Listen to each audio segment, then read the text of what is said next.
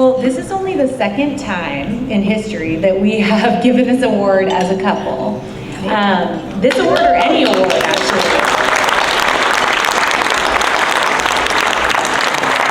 And when I work with our alumni board, we talk about all the nominations that come in, and I think what really stood out to us with you is that you work together in the same communities that you've called home, and in different capacities, but as partners in a lot of ways. Could you talk a little bit about how that affects your work in what you're doing every day? Argue about who goes first. I want her to go first because she always gets things going. It's definitely a partnership. Being able to understand. We were actually partners on the streets as well when we were both Oakland police officers. We worked undercover for a number of years, and that was as friends. And so understanding each other, I think, is key and has been key. And then being able to support each other whenever we're going through things that we might be going through, trying to make a decision, trying to understand different perspectives, getting some advice on maybe a new initiative that we might be going for. But she's the smartest person I know, and she's definitely a resource that helps guide a lot of my decision making when I'm stuck. So. Yeah, I agree. I think one thing that's really interesting, not with that part, just the partnership. No. The partnership is strong. That's the part I agree with. But this is an amazing experience because we actually met in college, in undergrad. And I think our partnership in terms of work and education has always been really important to us.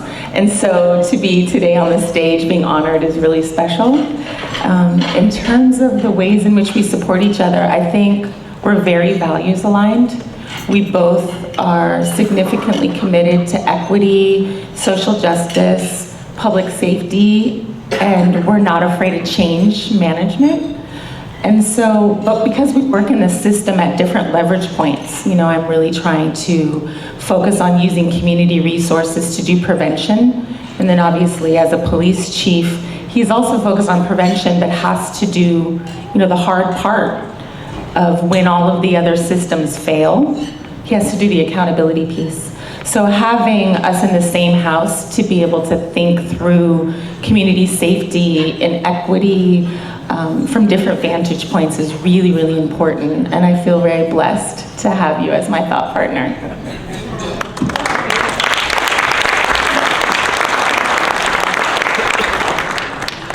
Well, full disclosure, I'm an Alameda resident. So I'd just like to say my wife and I have a few parking tickets that maybe before you really walk off the stage with the awards, you can help me. I'm just kidding on that. So.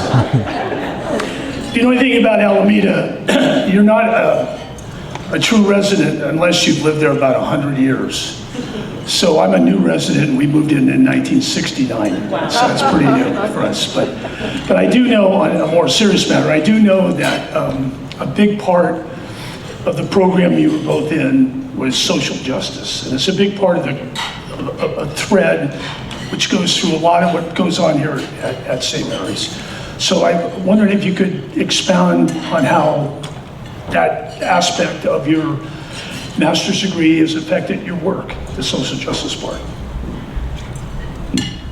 Sure. So my education here at St. Mary's was really transformative for me in my professional life. Here's what I mean by that. I've gone to so many other trainings, prestigious courses in law enforcement. I did my undergrad in the Bay Area, and I always felt like I was doing something to memorize and be ready for the test, right? And then once I was done with the test, I sort of purged the information. Not the case here at St. Mary's. The impact that it had. I remember my wife started the master's program before I did.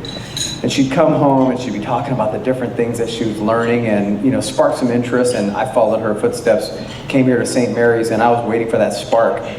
And I remember in orientation, we were told something's going to change. You're going to experience that change. And I remember vividly experiencing that change, and that change has stayed with me throughout my career. And so the biggest takeaway from me that I apply in my professional life as it relates to social justice is living in inquiry and being about service. And the only way you can truly be about service is by living in inquiry. All right, and Holly, our last question is for you. As Nishant mentioned, you started the master's program. Sounds like you encouraged him to learn more about it and join it as well. And you went on to finish your doctorate here. So you are Dr. Joshi, and also teaching in the program. So it's a very similar question for you on how do you take what you learned in the programs that you did here at St. Mary's into your work today, and what was that like inspiration?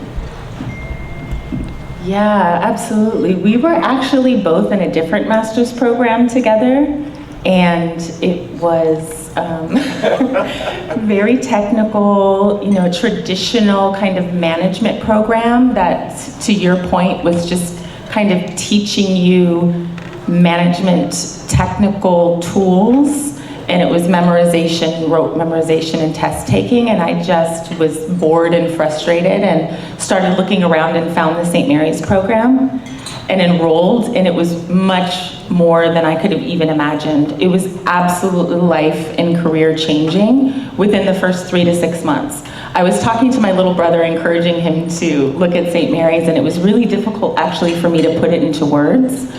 But after thinking about it a little while, I think at the end of the day, St. Mary's is a values-based school, and the master's program is a values-based leadership program that is really looking at the whole person. And so I was definitely not prepared for that. I wasn't prepared to take a look at myself and reflect on what I bring to the table, but also, to your point, my vulnerabilities and the things that I'm not great at. But as we all know, like, that level of humility and commitment to self-reflection, lifelong self-reflection, is what we need in our leaders. The level of humility. I think that for so long in the Western world, we've expected leaders to be all-knowing. The one charismatic leader that's gonna ride in a white horse and save us all. That person has the technical skills and the knowledge to save us all. I mean, it's not real, right? And so why are we having, building leadership programs that still encourage that methodology? So St. Mary's, the master's program in leadership, was really about building the humility, building collective knowledge, and looking at your entire team as a resource to inform your decision making. And I think that's the most important lesson that I take forward every single day, is like really leadership as an action and leadership as a commitment to the whole. Thank you. Thank you very much. We're very proud of you. Congratulations.